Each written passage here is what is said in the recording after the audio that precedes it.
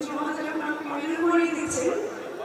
Line বলেন যে দূর থেকে তোমাকে পূর্ণিমার মতো লাগছিল। দূর থেকে স্যার আমাকে চেয়েছে, এটা আমার জন্য অনেক বড় সৌভাগ্যের। প্রথমেই ক্ষমা চেয়ে নিচ্ছি, আমার ভয়েস বসা, তাই আমি খুব জোরে কথা বলতে পারছি না।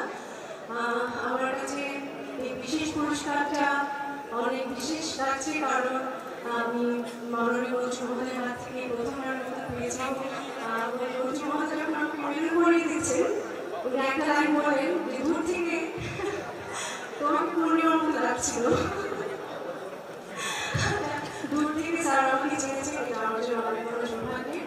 আমি ধন্যবাদ কৃতজ্ঞতা জানাই সিজেএফপির 21 নম্বর আসরে এত সুন্দর বর্ণাঢ্য এই আয়োজনে আমি অনেক অনেক শুভেচ্ছা জানাচ্ছি সিজেএফপির সাথে যারা জড়িত আছেন সমস্ত টিমকে, এবং সমাজে যারা উপস্থিত আছেন তাদের প্রতি সম্মান রেখে, সেই সাথে কর্মসূচি জানাচ্ছে আমাদের নতুন উদ্যোক্তা টিমফর্মের রিপন ভাই, আমাদের অনেক পুরনো একজন মানুষ, পরিচিত মানুষ।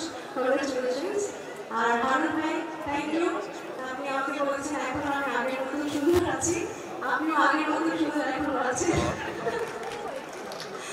সেই সাথে আমি একটু যুক্ত করতে চাই সিজেএফপির কাছে যে আমাদের এই বিশেষ সম্মাননা দেওয়ার জন্য আমরা আসলে অনেক কৃতজ্ঞ।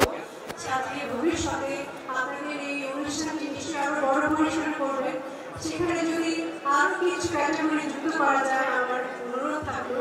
সেখানে এডিটর, সাউন্ড এবং সিনেমাটোগ্রাফি, তারা না থাকলে কিন্তু কোনো টিম আমরা অক্ষুণ্ণ থাকি। তো আমি আশা করবো যে যারা এডিটিং করেন, যারা সাউন্ডের কাজ করেন, যারা সিনেমাটোগ্রাফির কাজ করেন, তাদেরকে ছাড়া কোনো ওটিটি প্ল্যাটফর্ম, কোনো টেলিভিশন ড্রামা কিন্তু বের না হবে না। তো আশা করি ভবিষ্যতে তাদেরও কোনো ক্যাটাগরি রাখলে আমি আন্তরিকভাবে অনেক খুশি হব। ধন্যবাদ। অনেক অনেক ধন্যবাদ। এবারে চলে যাচ্ছি